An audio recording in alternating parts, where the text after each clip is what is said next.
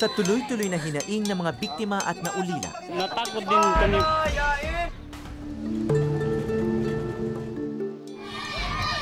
Lumalaban naman ngayon ang ingay ng politika.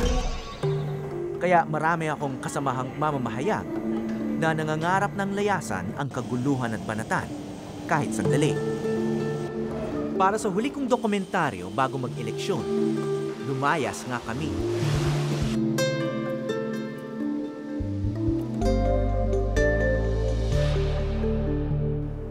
Nonok do tokon minuhongas kadisina. Sa podi-podiya hamya kano nilaw nga na. Di kwa makatalamari. Sa aming pag-eskapo ng Maynila, ang pinili naming lugar, ang pinakamalayong probinsya ng bansa sa norte.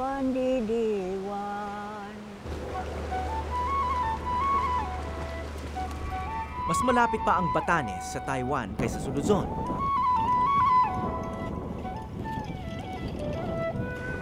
Pero ang ngiti ng mga tao, Pinoy na Pinoy. Sa likod daw ng mga ngiti ng taga rito, ay ang ugaling mapagkakatiwalaan.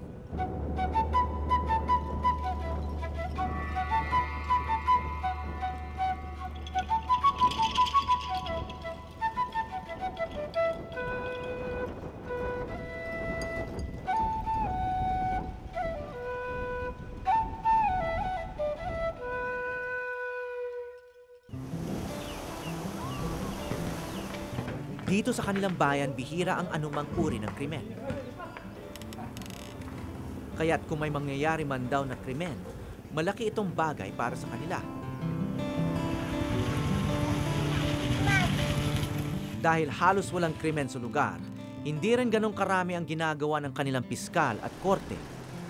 Sa loob nga raw ng isang taon, tuwing 6 na buwan lamang nagtutungo rito ang huwes na mula pa sa Tuguegarao para magsagawa ng hearing. At ayon ay kung meron lamang kaso. Ang tiwala ba nila rito sa isa't isa ay makapilipino rin? O magbabago na rin ito sa panahon ng eleksyon?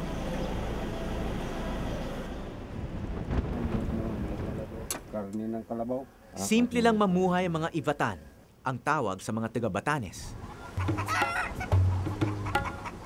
Ang kanilang mga bahay walang kaartehan. Pero subok na matibay dahil gawa sa bato. Bahay na Ivatan ang tawag nila sa kanilang tirahan. Mga tahanang ginawa pa raw ng kanilang mga ninuno. Sa katunayan, hanggang ngayon buhay pa ang pinakamatandang bahay na Ivatan dito sa Batanes. Lola Inday, kumusta po kayo? Kayo na lang mag-isa dito? Oo, ako lang mag-isa dito. 1870 pa ito noong itinayo. Naging pasyalan na nga ito ng mga turista. Si Lola Inday, isa sa pinakamatandang Ivatan, 84 na taong gulang. Sa kanyang edad, nagsisilbing proteksyon raw nila Lola ang kanyang bahay. Halos lahat ba ng mga taga-Batanes ay ganito ang bahay? Oo, Lahat. lahat-lahat ganito mababa lang kasi malakas yung hangin dito pag may bagyo. So, gawa talaga sa bato ang mga bahay dito? Oo, gawa sa bato. Mag-isa na lang si Lola Inday sa kanyang bahay at dahil na rin sa katandaan, dumarami na rin ang kanyang nararamdaman. Pero hindi siya natatakot mamuhay na mag-isa. Walang magnanakaw dito sa Batanes? Wala akong naranasan na magnanakaw dito. Pumasok sa loob. Madalas daw iniiwan ni Lola Inday na bukas lang ang pinto ng kanyang bahay. Isang bagay na hindi mo maaaring gawin sa syudad. So, nilalak niyo ba yung mga pintuan at bintana rito sa gabi? Hindi. Hindi na kailangan? Hindi na. Hindi naman Wala kayo... naman. Dito, hindi naman namin sinisira kasi hindi kami sanay sa siradong tulugan eh. Open. Subok na rin daw ni Lola Inday ang kanyang bahay. May bagyo man o lindol. May kumpiyansa kayo na hindi magigiba itong bahay pag malakas ang hangin? Ay. Palagay ko hindi naman siguro mag-iba-iba agad yan. Mararamdaman ko rin yan kung magigiba.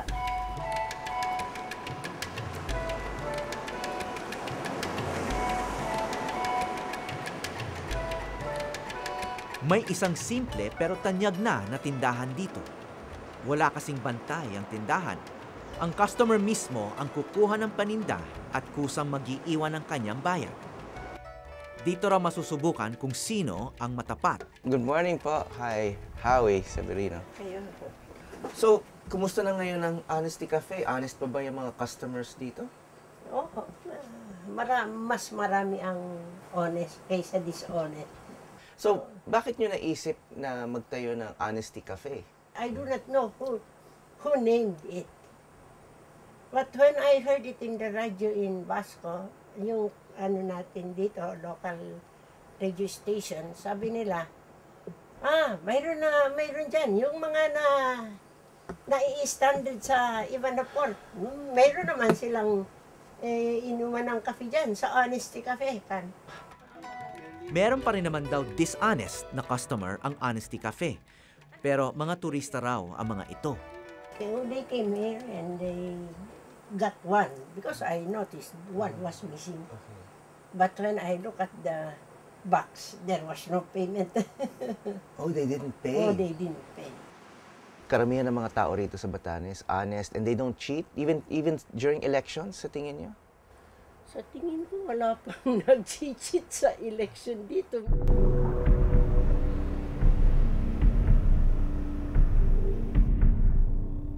Pero tulad ng dayong nagnanakaw sa kanyang tindahan, may mga ugali sa eleksyon na nag-uumpisa ng maligaw sa probinsya ng Honesty Cafe.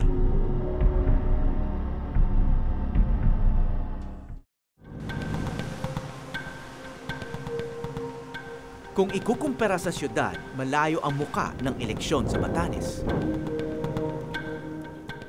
Hindi rito uso ang maingay na rally ng mga kandidato o kaya na may mga TV ad o advertisement sa radyo. Dito ang mga kandidato simple kumangampanya. May candidate, so nakaliba ko. Okay. Tumatakbo kayo bilang Mayor dun sa iba. tulad na lamang ng guide naming si Jack Castaño. Hindi ko akalain na tumatakbo pala siya para sa pagka-alkalde. Pero wala siyang paraphernalia o nakabuntot na staff. So, cultural itong tiwala, no? Yung pagtutulungan, I sabi would niyo. say, I would say. So, nag-i-extend yan kahit election. Yes, very, very much. You never hear of any trouble during election time, cheating, pagsasamantala. Yung sa English, yung making one over the other, ganun, wala yan. I owe my loyalty Hindi rin daw to the uso sa general. mga Ivatan ang paninira ng kapwa kandidato ng Bulgaran. Isang bagay na tila pangkaraniwan na sa Kamaynilaan. Walang negative campaigning dito. Wala. Hindi mo sinasabi yung masamang record ng kalaban mo. Publicly, we do not do that. Pero siguro, pag nag-house to house kayo, sinasabi mo yung napupuna mong masama o shortcomings ng mga kalaban mo. But going publicly, we do not do that. So, bakit publicly you don't do that? Bakit? The more you will not win the people's confidence. Pagka, nagbular ka na something that's wrong, why do we talk about that? Let's talk about our programs. Ganun eh. Ay, hello. Morning. Ato pala Independent candidate si Jack. At ayon sa kanya, mas gusto ng mga Ivatan ang bahay-bahay na pangangampanya. Ay, happy birthday sa atin. Magka-birthday kami nito eh. Kaya iboboto niyo si Jack. Diba? Inikot ni Jack ang kanyang bayan. Okay, bye-bye. Okay, thank you. Ito si Dado, Jack for Mayor, ha? Kaya mga anak makikinabang pag ako'y binoto. Jack for Mayor. Raymond Chid Eric. Ngunit mas ikinagulat ko ng kanyang pasukin ng teritoryo ng kanyang kalaban. Ito ang headquarters ng Liberal Party sa Ivana, pero papasukin ko. Hanapin ko yung kandidato nilang mayor dito. Diyos. Tama pa rin mga kampanya. Oh, for Mayor, Jack. For Mayor, Tasio. Ang kaso Liberal Party siya, ako ay PDP. Yan ang asawa niya si Tess, anak niya. Ayon kay Jack, magkakaibigan silang lahat na kandidato rito sa pagka-mayor. At kahit magkakalaban, hindi uso sa kanila ang iringan. Dahil kung tutuusin, magkakamag-anak pala sila. Kumakandidato ngayon na vice mayor ng Nacionalista Party. Pinsan buo yan ng tatay ko. May the best man win. At saka hindi naman sila magkaaway sa position dahil for mayor siya, si Titong for vice. Medyo sumamang loob sa kanya dahil hindi niya kinonsulta yung mga kapatid, kami, mga kamag-anak. Pero pagkaraan ng eleksyon, siyempre, balik na naman yan. Normal din. Balik sa dati. Kaya't hindi raw nila maisip kung bakit kailangan pa mag-away para lamang manilbihan sa bayan. Nag-aagawan lang naman kayo na para manirbihan sa tao, di ba? Kaya hindi dapat pag-aawayan yan.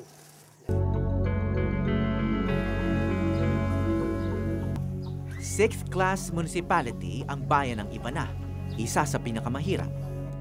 Pero sa kabila nito, mataas ang ranking nito sa Human Development Index. Ang Human Development Index o HDI kasi ang isang sukatan kung gaano kataas ang iniuunlad ng mga tao sa isang lugar. At sa huling HDI, hindi nawawala sa top 10 ang lalawigan ng Batanes. Patunay na hindi lamang pera ang sukatan ng pag-unlad ng isang bayan.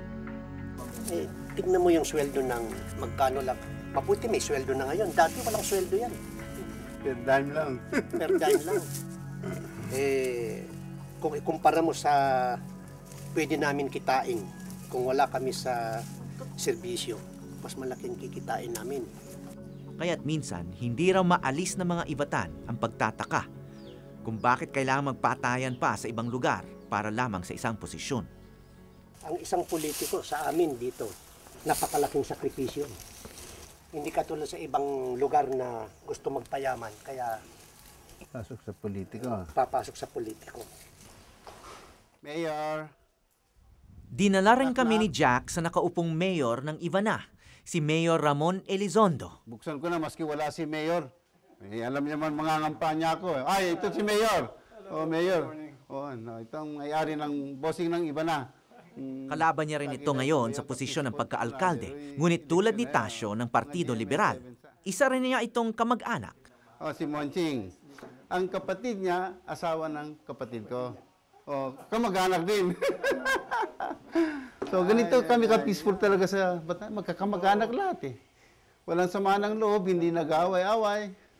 Lahat gustong magsilbi sa bayan. Oh, ang kaso lang, isa lang kasi yung posisyon. Maganda naman ang usapan nila eh. Yung kuya niya, iboboto siya. Yung ate ko, iboboto ako. Yung mga anak, bahala sila. Yung mga anak, bahala na yan. Para sa kanilang mga politiko, hindi nila hahayaan na pumasok ang away sa kanilang mga pamilya. We just hope that kind of politics will not really come to Batanes. Leave our style of politics here, okay na sa amin yan. Matalo ka, okay. Manalo ka, okay pa rin.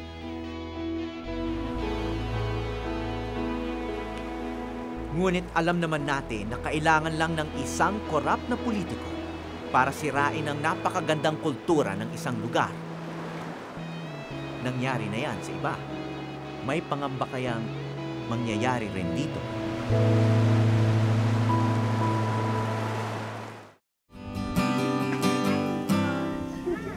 Sa payak na pamumuhay ng mga Ivatan, makikita sa kanilang mga muka ang pagiging kontento. Ngunit tulad ng ibang parte ng bansa, unti-unti na rin itong nagbabago. Ang modernisasyon ay unti-unti na rin nakikita sa mga isla ng Batanes.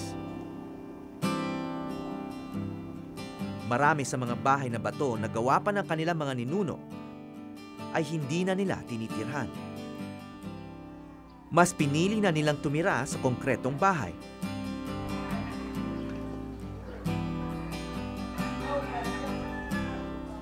Kandidato bilang UNESCO Heritage Site ang mga bahay na Ivatan ng Batanes.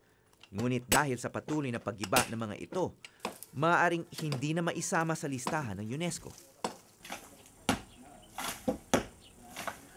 Sa aming pag-iikot, isang bahay na ibatan ang kasalukuyang ginigiba upang tirikan ng konkretong bahay.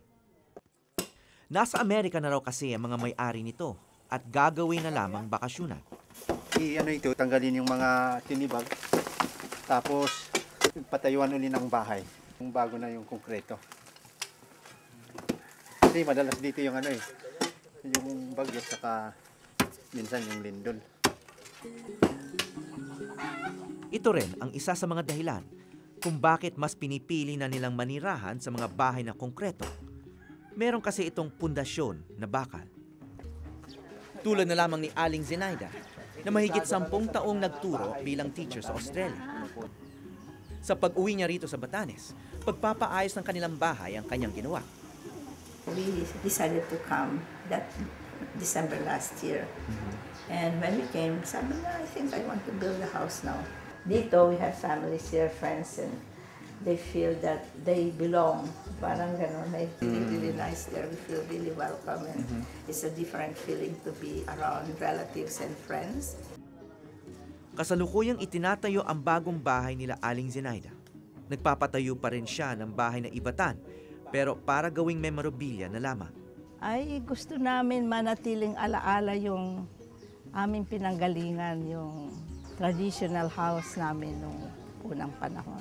Lagyan namin ng maliit na museum sa mga lahat ng aming mga alaala, ilalagay namin doon. Kinamatayan na ng ina ni Aling Zenaida ang pagpapagawa ng bahay kaya minsan hindi niya maalis na maluha. Lalo na kung nakikita niya na malapit nang matapos ang bahay na kanyang pinapagawa. Malungkot ako. Kasi naalala ko yung nanay ko.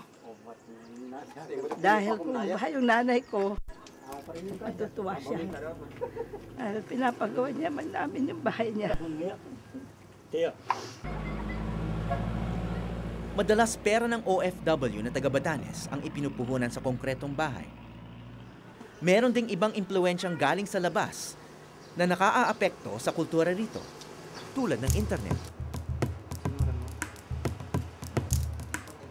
Wala pa raw ditong problema sa droga, pero may mga batang na-addict na sa internet games. At tulad ng ibang addiction, humihigop ng pera ang internet. Mula nung nagkaroon ng internet, saka cellphone dito sa Batanes, doon, nag-boom na yung doon. Nag-boom na yung theft doon dahil yung robbery kasi wala namang ibang pagkukunan yung mga bata ng pangtustos doon sa vices nila. So, natutulak yung mga bata na gumawa ng ganun. Ito ngayon ang sinisikap na tugunan ng mga otoridad ng Batanes. Nagkandak ako ng dialogue na, kasi unang-unang magiging responsible dyan is mga parents naman di ba? So instead of pabayaan yung mga anak lang, I encourage them to engage yung mga anak nila sa mga trabaho sa field. Kung ang internet ang isang sanhi ng pagbabago ng ugali ng ibang kabataan, para sa mga may edad naman, ang eleksyon daw ang pinagmumulan ng mga tukso. Bagamat malaki pa rin ang tiwala rito sa malinis na halalan, may mga narinig kaming bulong-bulungan tungkol sa bentahan ng boto. Baka raw balang araw, matulad na rin ang Batanes sa ibang bahagi ng Pilipinas. Nangangamba kami kasi ang kakatakutan namin talaga yung ma-influensya kami ng dayuhan na mapapalitan ng aming kultura dito. Saka in addition to that, yung mga bumibili ng pera, hindi nila ginagawa yung kagaya sa amin na nagbahay-bahayan pa, mga kampanya. Pera na lang pinapalakan nila. Dahil akala nila kasi yung mga tao dito ay pera ang mahal. Isang ibatan na nagbenta raw ng kanyang boto ang aming nakausap. Nangyari daw ito noong nakaraang eleksyon. Ayon sa kanya, kapwa ibatan ang nag-alok sa kanya ng bilhin ang kanyang boto. Nakita kami dyan sa may tindahan, ganun-ganun. Sabi niya, sama kayo sa akin. Pagpunta sa butuhan, bigyan ko kayo ng tag-500, sabi. Tapos binigyan kami yung ng mga pangalan ng kandidato. Ganun, yan ang isulad niyo. Pagkatapos ng pagbutuhan niyo, hinto niyo ako, kay magbigay ako ng pera, sabi. Sa kabila nito, hindi pa rin napapatunayan ng lokal na pamahalaan ang bentahan ng boto sa Batanes. Hindi pa namin napatunayan. Pero there are rumors that na even in local. Even in local, meron daw. Yes. Sa akin naman, I would resist any attempt na ang election ay magiging ganon. Kung pabayaan natin yan, hindi tayo kikilos ngayon, it will come to the point na balang araw, ang may pera lang ang maging, ang may luklok sa posisyon. Ayon kay Jane Abad, COMELEC Election Officer ng Batanes, minsan nang may nagsumbong sa kanila ukol sa bentahan ng boto. Maalala ko nung last 2007, mayroon nag-file ng complaint.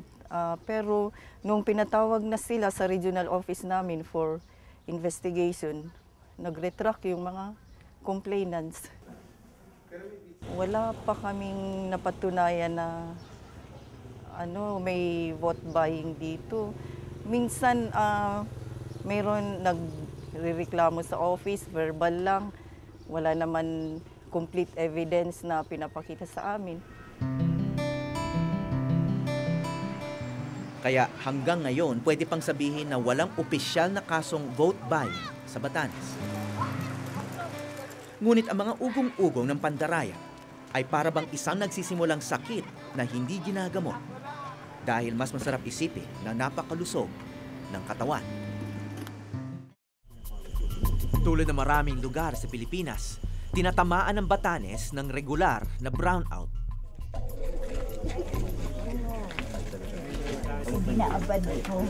Pero hindi ito nakapigil sa isang grupong kandidato at kanilang mga supporter. Sa liwanag man o sa dilim, naglalakad lang sila. Nangangampanya bahay-bahay. Isa ng mahabang tradisyon sa Batanes. Hindi tulad sa Maguindanao at ibang election hotspot. Walang takot at walang security ang mga kandidato rito. Kaya malaya silang makipag-usap sa kahit sinong botante. Tila may dilim at liwanag nga ang ating eleksyon, mga naglalabang ugali ng mga Pilipino. Malaki pa rin ang tiwala namin dito sa mga kababayan namin dahil maaring nagkamali sila ngayon pero matututo din. Nagbago na tayo ng sistema ng botohan upang mabawasan lang ang dayaan. Ngunit alam ng mga taga-Batanes na mahigit pa sa automation, ang likas na kultura nila ang pinakaimportanteng pansangga sa mga masasamang intensyon. Marami pa rin ang mamahal na yung makita ka, madalaw ka lang ng isang politiko sa bahay. Tatandaan nila yan talaga. Dito sa Batanes, hindi mo kailangan maging mayaman para manalo ka sa politika. Basta masipag ka lang, pakita mo yung nasincere ka magsilbi sa tao. Kahit na wala kang, kahit na konti lang kamag-anak mo, pwede kang manalo. Kaya masasabi nating ang tradisyonal na bahay na bato ang pinakasimbolo ng katatagan ng kultura ng mga taga-Batanes. Proteksyon hindi lang sa mga kalamidad, kundi sa ihip ng pandarayang ugaling galing sa labas. Kaya kapag may nakikita kami ritong bahay na bato na pinapalitan na ng konkreto, di naming maiwasang isipin kung ito na rin ang simula ng unti-unting pagkagiba ng kanilang kultura ng tiwala sa isa't isa at sa botohan at bilangan. Meron kayong dinagdag na parang extension dito, ano? Meron po. Yun po yung na Hindi na traditional yon. Hindi na po. Ito lang po yung traditional na. Bakit ayaw yung gawing traditional? Bakit hollow blocks? Mahirap po kasi yung gusto ko nga traditional lahat yan, pero ang mahirap kasi po, wala po kami pakuhanan ng line. At saka yung kugon, mahirap na po ngayon ng mahirap na lang po yung nag-grow ng mga kugon ngayon dito sa Batanes. Pero naging konkreto man ang kanyang bahay, minsan napasok pa rin ito na magnanakaw. May kwento rin na nanakawan daw kayo? Ay, opo. Nung last year po yun. Ano nangyari? Kasi dito sa Batanes, hindi kami nagsasara po ng bahay. Pag gabi, kung mainit, dito kami mag-ina na natutulog dito sa labas. Sa labas? Opo. Dumaan dito para sa likod na may isang pintuan naman. Doon dumaan yung tao. Anong nawala sa inyo? Yung pera lang, saka cellphone. At saka hindi ko talaga alam ang gawin ko dahil nasyak ako. Dahil minsan hindi pa nangyari dito, no? So, takot ako na lumabas dahil ang ano ko lang baka mamaya minabantayan kami sa labas. Pero sa kabila na nangyaring insidente, hindi pa rin nadala si Aling Feli. Mahirap daw kasi tanggalin ang pagtitiwala sa kanilang mga tibatan. Kasi malaki pa rin ang tiwala ko na na hindi mangyayari basta-basta yun dito sa aming lugar. Hindi na nga raw iniisip ni Aling Feli na maaring maulit ang nangyari. Nalalak ba yung mga pintuan nyo? Talagang may mga lock? Wala. Meron pero hindi ko nagagamit. Kahit yung susi ng pintuan namin, hindi ko alam kung saan ko nailagay na. Talagang hindi kami talaga naglalak. Lipos ko ang panahanan ko abat pihusungan. Sana nga manatiling bukas ang pintuan ng mga bahay sa Batanes. At manatili ang tiwala nila sa malinis na eleksyon at sa isa't isa. Sa ika-10 ng Mayo, malalaman na natin kung unti-unti nang tumutulad sa Batanes ang bansa. O ang Batanes ang nagiging katulad na rin ng ibang lugar at kailangan na sila magsara ng mga pintuan.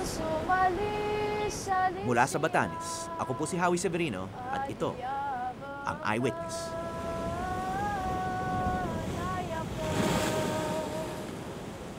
Lipos ko ang panahanan ko abat pihudhuran. Tarialan nu araw, tarialan nu araw.